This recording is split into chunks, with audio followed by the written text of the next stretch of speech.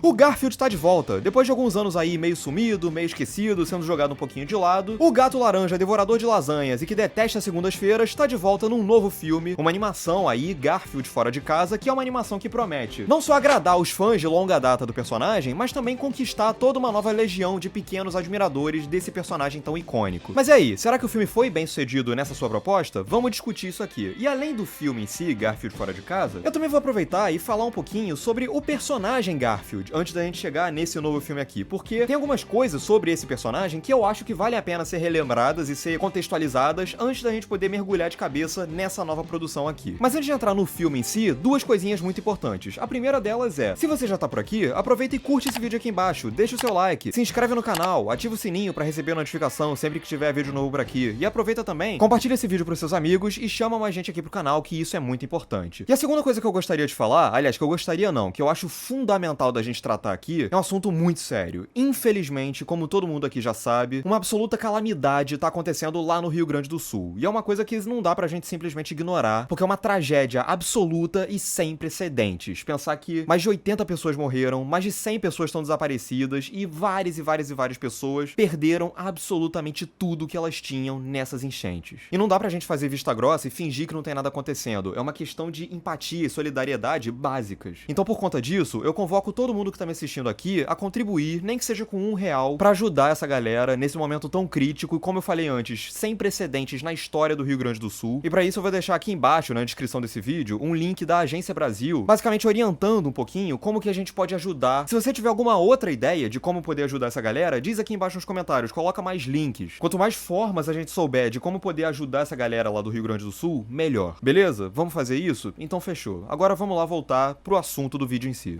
Garfield. Eu não sei se vocês sabem, mas eu tenho história com Garfield. A minha história com Garfield, ela vem desde lá de trás, desde quando eu era muito pequeno. Quando eu tinha uns 5, 6 anos de idade, eu todos os dias, religiosamente, deixava a televisão do meu quarto ligada lá no canal Boomerang, que era um canal de desenhos antigos, que era vinculado ao Cartoon Network, e eu sempre esperava ansiosamente marcar 5 horas da tarde lá no relógio, ou era 5:30, agora eu não vou lembrar o certo. Que era o horário que começava, lá no canal Boomerang, a série animada Garfield e Seus Amigos, que era um desenho dos anos 80 pra 90, que, junto com vários outros especiais de meia hora, produzidos alguns anos antes, ajudaram a popularizar ainda mais o personagem criado pelo Jim Davis. E assim que terminava o Garfield, aí já era hora de sintonizar no SBT, porque às 6 horas da tarde era a hora que começava o Chaves. Eu adorava o Garfield quando eu era criança, eu acho que era o meu personagem favorito, e o meu interesse pelo personagem não parava por aí. Por conta disso, por conta dessa minha fixação muito aparente pelo Garfield, a minha família, os meus pais, os meus já saudosos avós, e uma tia minha, que eu só pude conhecer pessoalmente uma única vez, todos eles percebiam que eu tinha uma fixação muito grande pelo Garfield, e por conta disso, eles viviam me presenteando com DVDs de animações do Garfield. Esses aqui são DVDs especiais do Garfield, que rolavam lá na década de 80. E é isso, eles viviam me presenteando com DVDs, revistas, colecionáveis, tudo isso ajudando a consolidar um vínculo afetivo fortíssimo entre eu e o personagem em si. Por falar nisso, deixa eu mostrar pra vocês aqui um negócio. Olha essa obra-prima aqui. Eu juro pra vocês, isso daqui é o Garfield. Isso aqui eu pintei no colégio em outubro de 2004. Pra vocês verem como é que eu realmente tava numa fase de Garfield nessa época. E eu sei que tem muitas crianças agora, pequenas, que vão descobrir o Garfield por conta dessa nova animação aí. Mas a verdade é que a história do Garfield, ela começa desde muito antes, ela é muito longeva. O Garfield foi criado lá em 1978 pelo Jim Davis nas tirinhas de jornal. Esse daqui é um livrão especial que compila quantas edições? 2.582 tiras, muita coisa. E o Garfield nas tirinhas, ele obviamente acabou se tornando um fenômeno como poucos. Eu acho que todo mundo, em algum momento da vida, já deve ter feito alguma prova no colégio que tinha ali uma questão que envolvia uma tirinha do Garfield. E obviamente, com o sucesso do personagem nas tirinhas de jornal, não ia demorar até que ele fosse migrar pra televisão. Isso aconteceu a partir de 1982, quando estreou na televisão um especial de meia horinha chamado Vem Aí o Garfield, que é um especial em que o Odd, né, o cachorrinho amarelo, que é amigo, leia-se, capacho do Garfield, é pego pela carrocinha e o Garfield resolve cruzar a cidade pra ir lá no canil salvar o Odd. Eu lembro que esse especial, ele tem um momento que é estranhamente muito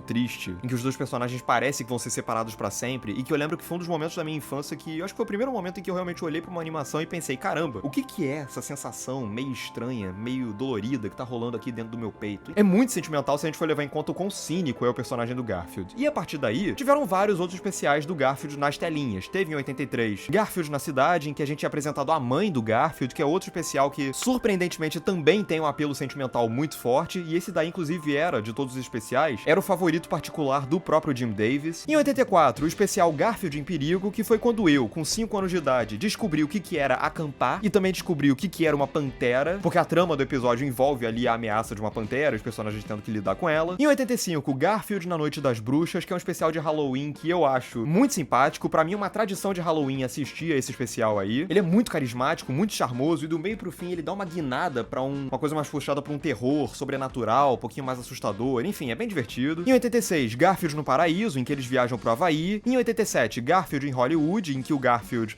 bom, vai a Hollywood. Ainda em 87, o Natal especial do Garfield, né? O especial de Natal que também é um especial bem gracioso, bem fofinho. Não vou dizer que tá no mesmo nível, por exemplo, do especial de Natal do Snoopy e do Charlie Brown, de maneira alguma. Mas é um especial também muito bacana pra você ver no Natal. Em 88, Garfield e Suas 9 Vidas, que é um especial um pouquinho mais longo, que explora várias encarnações diferentes do Garfield, vários tipos, várias versões diferentes do personagem, inclusive explicando a origem do personagem, como que ele foi parar nas mãos do John Arbuckle depois. Em 89, Garfield, Balas e Gatas, que é um especial muito bacaninha também, que ele tenta puxar uma influência estética de noir, e ele também aproveita e também puxa aí por tabela algumas influências aí de Casablanca, enfim, é um dos mais interessantes dessa lista aqui. Em 1990, Garfield no Dia de Ação de Graças, o título também é autoexplicativo, e em 91, o último, que é Garfield Aprende a Viver, que eu não vi. Com relação à série animada, Garfield e Seus Amigos, que eu também tenho aqui em DVD, eu gostava muito dessa série aqui, porque ela conseguia pegar o personagem Garfield e conseguia jogar ele em situações muito doidas, sem trair aquela personalidade ranzinza, rabugenta, preguiçosa e sedentária do personagem na sua essência. E além disso, uma outra coisa que eu também gostava muito é que o Garfield, ele tem essa coisa, né, dos quadrinhos, que ele se comunicava rompendo a quarta parede, olhando diretamente pro espectador ou pro leitor. Ele estabelece toda uma cumplicidade de pensamento entre ele e a gente. E nessa série aí, isso era usado pra elevar a relação entre o Garfield e a gente a um nível de metalinguagem que, quando eu era criança, eu achava muito estimulante, muito contagiante. Ele se comunicava diretamente com a gente e ele sempre demonstrava ter total convicção, total consciência de que ele era um personagem fictício dentro de uma série animada passando na televisão. Então, em vários episódios da série, chegava ao ponto que a situação que eles criaram ali naquele episódio era tão absurda que a única solução era o Garfield ir pro prédio da emissora que transmitia o desenho e ir lá pra salinha do diretor pra poder guiar os personagens dentro daquela historinha, dentro daquela trama ali, reconhecendo que a casinha do Garfield e os cenários ali eram de fato cenários dentro de um set de filmagens. E aí tem um outro episódio em que eles começam falando: a gente tá recebendo várias cartinhas dos nossos telespectadores dizendo que os nossos episódios têm muitos erros de continuidade, e aí nós vamos provar aqui pra vocês que não, os nossos episódios não têm nenhum erro de continuidade. E aí, a dinâmica do episódio a partir daí passa a ser justamente a de ter o máximo de erros de continuidade possíveis. Então, o episódio vai ficando tão maluco que chega um ponto que praticamente a continuidade e a coesão entre um plano e outro praticamente deixa de existir. É muito divertido. Quando eu era criança, eu achava isso muito fascinante. Até mesmo essa parada do Garfield pensar e a gente conseguir entender tudo que ele tá falando numa espécie de telepatia, eles encontram uma explicação dizendo que eles têm um controle remoto ali que ajuda a gente a clicar como se fosse uma espécie de tecla SAP pros pensamentos do Garfield. Enfim, era uma série que eu realmente achava muito divertida. E eu lembro que essa série, ela era intercalada em 3 blocos. O primeiro e o terceiro eram umas aventurinhas do Garfield e no meio tinha uma aventurinha de uma outra criação do Jim Davis, que era a Fazenda do Orson, que eu também gostava. Enfim, por conta de tudo isso, eu acho que o meu carinho pelo personagem Garfield já tá mais do que estabelecido. E o fato é que o Garfield é um personagem muito fácil de você gostar, de se simpatizar. Como que você não vai se identificar, pelo menos em algum grau, com um personagem que é um gato cínico, preguiçoso, mal-humorado, rabugento, que detesta segundas-feiras e que só quer saber de dormir, comer e ver televisão? São várias características que muitas pessoas também as têm, mas que tem que esconder porque não são exatamente virtudes. Só que no caso do Garfield, sendo quem ele é, ele não precisa esconder isso de ninguém, e isso que é o mais interessante no personagem. Essas questões de ser meio cínico, meio preguiçoso e tal, são questões que eu, particularmente, me identifico muito. E no meu caso, também tem o fato de que eu, assim como o Garfield, sou um cara que tem o costume de ficar parado pensando demais, às vezes alto demais, sobre coisas que não levam a lugar nenhum, sacou? Em essência, o Garfield é isso, é um personagem essencialmente muito simples. Eu já vi muito desenho do Garfield, eu já li muita tirinha do Garfield, e sinceramente, eu não me recordo agora de nunca ter visto uma grande reflexão temática ou existencial ou comentário sobre o que quer que seja a partir do Garfield. Não, ele não é uma criação profunda ou sofisticada como o Snoopy, Charlie Brown ou como Calvin Haroldo. Não, não mesmo. Mas é justamente o fato dele ser um personagem tão simples que leva tantas pessoas a se afeiçoarem a ele. Porém, é por esse mesmo motivo, por ele ser um personagem tão simples, que o Garfield costuma funcionar muito melhor em doses ligeiras, numa tirinha de 3 a 6 quadrinhos, ou numa animação de 10, 20 minutinhos. E não é à toa que todas as tentativas até hoje de estender o personagem além disso costumam resultar em desastres, como é o caso, por exemplo, da adaptação live action de 2004 estrelada pelo Bill Murray. E aqui eu preciso dar uma palavrinha sobre esse filme de 2004. Quando eu era criança, quando eu tinha os meus 5, 6 aninhos, eu eu assistia a esse filme aqui, live action do Garfield, praticamente todo dia. Inclusive esse DVD aqui foi meu presente de aniversário de 6 anos de idade, eu ganhei quando eu fiz 6 anos. Eu gostava desse filme, eu vi esse filme incontáveis vezes, e eu não posso negar que esse filme me fez genuinamente feliz muitas vezes quando eu tinha mais ou menos essa idade. Eu tenho lembranças boas, felizes, de eu diante da televisão vendo esse filme aqui e sentindo que eu tava vivendo um momento bom, de agrado, com esse filme aqui. Mas aí, o tempo passou, eu cresci, hoje eu tenho 25 anos de idade, e esse filme do Garfield, hoje em dia, obviamente não desperta mais em mim as mesmas coisas que ele me despertava quando eu tinha 5, 6 anos. E essa questão específica de você revisitar uma obra que você gostava muito quando criança e perceber, depois de adulto, que você não gosta mais dela, é uma questão que muitas pessoas têm um pouco mal resolvida dentro de si, porque eu entendo perfeitamente que pra muitas pessoas reconhecer isso pode parecer que você tá meio que traindo a criança que você já foi e desvalorizando as boas memórias que você tem com aquela obra que você gostava muito quando criança e que depois de adulto você já não gosta mais. Só que no meu caso específico, eu confesso pra vocês que eu sou muito bem resolvido com relação a isso, porque se tem uma coisa que eu particularmente não costumo suportar na minha vida, é uma coisa chamada anacronismo. Tirar um evento do seu contexto específico, do seu recorte de tempo. E por conta disso, eu consigo muito bem equilibrar as coisas, ao mesmo tempo que eu consigo olhar pra esse filme aqui e reconhecer que ele ajudou a tornar um pedaço da minha infância mais feliz do que ele poderia ter sido e que ele ajudou a alegrar muitos dos meus dias e das minhas tardes e das minhas noites quando eu era criança. Todas essas boas sensações, elas se aplicam ao Pedrinho Guedes de 5, 6 anos de idade e tá tudo bem. Eu não jogo isso no lixo, eu valorizo muito as boas memórias que esse filme aqui me trouxe e eu sou grato a ele por ele ter trazido tantas sensações boas pra minha criança naquele momento específico. Hoje, porém, eu sou outra pessoa, a experiência que eu tive vendo esse filme aqui agora foi muito diferente da experiência que eu tive lá em 2004, 2005, e hoje, revendo esse filme aqui, o meu eu de agora chegou à conclusão de que o Garfield de 2004 é um filme muito, muito fraco. De novo, uma coisa não exclui a outra. O Pedro de hoje, que não gosta mais desse filme, continua reconhecendo que essa mesma obra aqui, pro Pedro que já foi há 20 anos atrás, pro Pedrinho de 2004, foi uma obra que gerou muita coisa boa e, de novo, eu agradeço esse filme aqui por isso. Mas, de qualquer forma, o Garfield de 2004 é um filme bem ruim. Ele não é um filme que, sinceramente, chega a gerar ódio, rancor, raiva, porque também, vamos falar a verdade, ele é um filme muito inofensivo também, pra poder gerar sensações tão extremas assim. Mas ele é um filme, sim, que apenas não funciona. O Garfield desse filme aqui é um personagem muito irritante. Inclusive, esse filme aqui introduziu essa nova modalidade de Garfield, que é o Garfield que fala, né? Até ali, todas as animações do Garfield seguiam essa tradição do Garfield pensar e não mover os lábios. E nesse filme aqui ele passou a falar. E ele fala,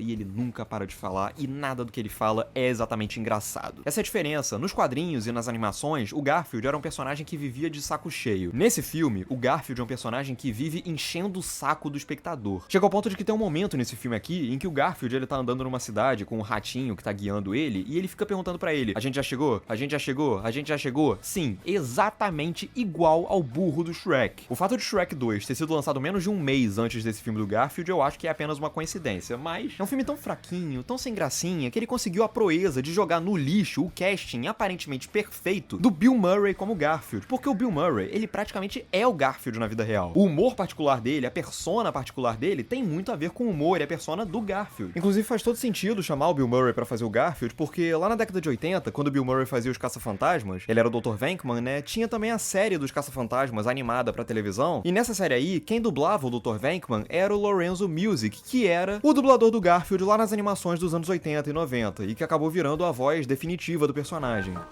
Now I'm lonely. What more could possibly go wrong? Nice touch.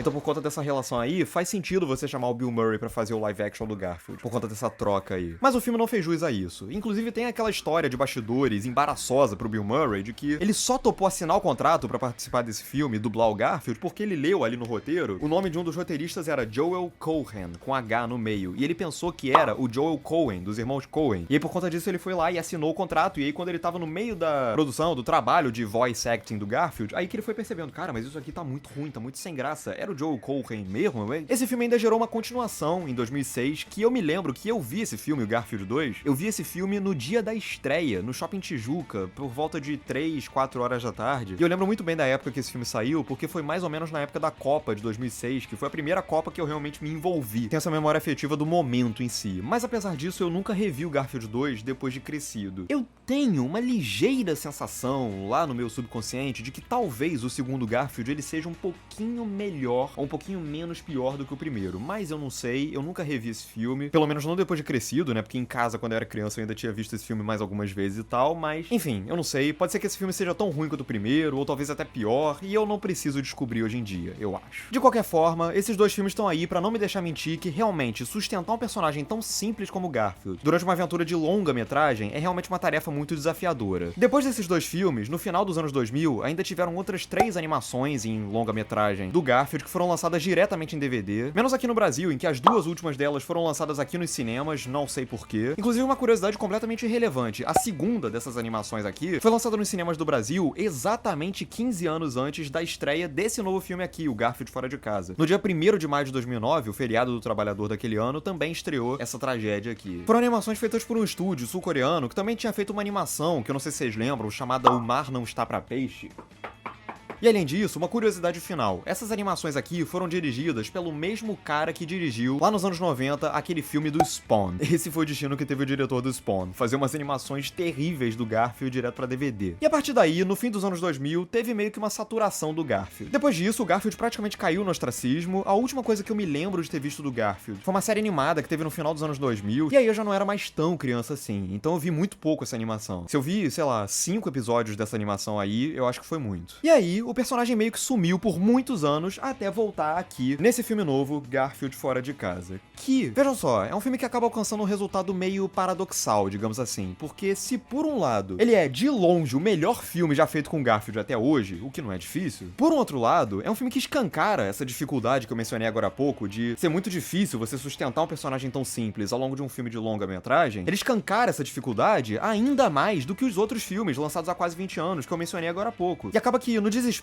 de encontrar alguma premissa que sustente um personagem tão simples e uma aventura de longa-metragem, essa animação aqui acaba criando uma trama frouxa, que atira pra todos os lados, que se complica bem mais do que precisava e que, o mais decepcionante, acaba diluindo a personalidade e o charme característico do Garfield. O roteiro desse filme aqui foi escrito pelo Paul A. Kaplan, pelo David Reynolds e pelo Mark Torgrove, e ele começa explorando as origens do Garfield. E aí ele retorna pra noite em que ele, ainda bebê, foi abandonado num beco pelo pai, o Vic, encontrado pelo John Arbuckle, um cartunista solitário que logo decide adotar e criar o Garfield numa vida coalhada de mordomia e cumilança ao lado do cachorrinho Odd, que, ao longo dos anos, é transformado praticamente no mordomo do Garfield. Ou melhor, como o Garfield descreve no momento, como o estagiário não remunerado dele. Mas tudo muda depois que o Garfield e o Odd são sequestrados pelos capangas de uma gata malvada persa chamada Jinx e são obrigados a entrar no planejamento de um assalto complexo a uma fazenda leiteira junto do pai do Garfield, o Vic. E no processo, é claro que o Garfield e o Vic vão discutir os problemas da sua relação, quitar as suas pendências, aprender a se perdoar e se amar e blá blá blá blá blá. Em outras palavras, é uma premissa que, na ânsia de se apresentar elaborada, acaba se convertendo em uma narrativa dispersa, repleta de vai e vens, que tende a tornar ela desnecessariamente inchada e que ainda perde tempo com arcos paralelos de coadjuvantes com os quais a gente não poderia se importar menos. Como é o caso, por exemplo, de toda aquela missão secundária, entre aspas, em que o Garfield, o Odd e o Vic são obrigados a ajudar um touro chamado Otto a reencontrar o amor da sua vida, uma vaquinha que tava lá presa em cativeiro lá e tal. Enfim, é uma subtrama inteira que toma um tempo terrível de projeção e que serve apenas pra inflar o tempo de projeção até fazer ele atingir excessivos 101 minutos. Isso acaba tornando o segundo ato especial cansativo e até meio sonolento, pra falar a verdade. Só que o mais frustrante é você perceber que, com esse tanto de situações que vão se empilhando umas sobre as outras, vai sobrando cada vez menos espaço pro Garfield em si poder esbanjar a sua personalidade, o seu carisma habitual, já que todas as prioridades do personagem passam a ser ações imediatas e grandiosas que vão se renovando a cada segundo, então não tem tempo pra ele poder reagir a cada ação de uma maneira própria dele, porque o tempo todo tá surgindo um novo estímulo pra ele ter que lidar ali. E não foi à toa que, quanto mais a história em si foi avançando, eu fui tendo cada vez mais a impressão de que esse filme específico aqui nada mais é do que uma animação pré-pronta que ia ser estrelada por qualquer outro bichinho fofinho genérico, mas que, de última hora, resolveram tacar ali o Garfield e uma outra menção ao fato dele amar lasanha e odiar segunda-feira, só pra poder facilitar no marketing, na venda do do filme em si. Dito isso, esse novo Garfield também não chega a ser ruim, e muito disso vem do fato de que o diretor desse filme, o Mark Dindal, que é o mesmo diretor da Nova Onda do Imperador, que é bem divertido, e do Galinho Chicken Little, que é mediano, ele consegue criar aqui uma atmosfera leve que, de quebra, ainda surge envolta em toda uma abordagem visual que, se não é inovadora, longe disso, pelo menos ela é eficiente ao se aproveitar das possibilidades gráficas da animação para poder recriar, resgatar parte do estilo dos quadrinhos. Então ele consegue combinar texturas e modelagens em 3D com elementos, perspectivas e dinâmicas que remetem a algo bidimensional. Que é uma coisa que me lembrou muito a técnica que foi usada pela Blue Sky, a afinada Blue Sky, lá naquele filme do Snoopy, do Charlie Brown, que é muito bom, por sinal. Com isso, vários aspectos que a gente se acostumou a encontrar em tirinhas e em animações tradicionais, como por exemplo, as orelhinhas do Garfield se dobrando para trás, e a simetria perfeitinha do corpo dele de lado, em perfil, e a velocidade dos movimentos dele sendo demarcada por rastros e rabiscos e tal, são aspectos que se fazem presentes aqui do início ao fim, o que é uma grata surpresa. Embora eu devo dizer que é uma pena perceber como que o filme nunca demonstra muita imaginação ao lidar com os cenários ao fundo dos personagens. E ele basicamente limita eles a composições chapadas, sem vida. Agora, por outro lado, tem algumas coisas que funcionam mais. Por exemplo, tem uma outra participação bem rápida, do tipo piscou, perdeu, de alguns outros personagens, que, eu confesso, foram participações que fizeram o meu lado Garfield maníaco abrir um sorrisinho meio bobo, como por exemplo o palhaço Bink, que era um personagem que aparecia o tempo todo lá no desenho animado do Garfield, e que aqui surge estampado numa caixa de cereais, e também tem uma gangue de vira-latas chamada Os Garras, que eram os vilões lá de um especial de 1983, Garfield na Cidade, que aqui nesse filme aparecem também rapidinho. São pequenas coisinhas assim que foram meio que um agrado pra mim. E além disso, sejamos francos, tem como resistir ao Baby Garfield? Essa coisinha fofíssima pra caramba? Não, não tem como resistir. Ele é muito fofo. Já as tentativas de humor são um pouquinho mais irregulares. Nos primeiros minutos, o filme é sim bem sucedido ao conseguir extrair graça das reações excessivamente cartunescas dos personagens e das idiosincrasias particulares do Garfield. E ele ainda consegue aproveitar isso pra conseguir modernizar elas ao incorporar detalhes da tecnologia atual, como aspiradores robô, serviços de streaming como a Catflix, né, o brincadeira com a Netflix, e aplicativos de comida via delivery, que inclusive desempenham um papel importante na trama a ponto de retornarem lá na frente. Só que por outro lado, aos poucos, os esforços do filme vão se restringindo cada vez mais ao básico das suas premissas. E eles vão cada vez mais criando gags que qualquer um que já tenha visto meia dúzia de animações desse tipo vai ser capaz de antever, e que pior ainda, insistem em se prolongar até perderem completamente a graça. É uma coisa que acontece, por exemplo, numa briguinha chatíssima que acontece entre o Garfield e o Otto a respeito do codinome que o Garfield vai usar numa missão ali. Sério, é uma piada que já não tinha graça pra começo de conversa e que o filme insiste em estender, esticar, até ela se tornar realmente impossível de aguentar. E pra piorar, sério, quantas vezes mais a gente vai ver nesses filmes uma sequência engraçadinha em que os personagens estão ali elaborando ou executando um plano dificílimo ao som da música tema do Missão Impossível? Sério, quantas vezes mais a gente vai ver isso? Agora, por outro lado, em compensação, a referência que rola ali a Top Gun num certo momento é bacaninha, e ela também justifica uma piada bem boa com o Tom Cruise que rola logo a seguir. Então, pra completar, o saldo final é que Garfield Fora de Casa é uma animação da Sony com alma de um projeto da Illumination. Ele tem os seus acessos de fofura aqui e ali, ele é povoado por bichinhos moderadamente simpáticos e ele é inofensivo demais pra poder gerar reações muito extremas, pro bem ou pro mal. Mas, no fim das contas, ele também não tem lá muita imaginação e ele é prontamente esquecido assim que chega ao fim. Em outras palavras, é um filme que,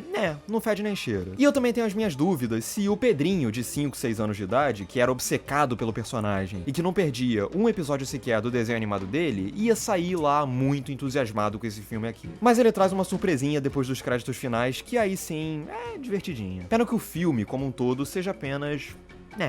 É isso, agora eu quero saber de você, o que você achou de Garfield Fora de Casa, o que você acha do personagem, diz aqui embaixo nos comentários, curte o vídeo se você gostou, compartilha pros seus amigos, se inscreve no canal, ativa o sininho pra receber a notificação sempre que tiver vídeo novo por aqui, e é isso, um grande abraço e até a próxima.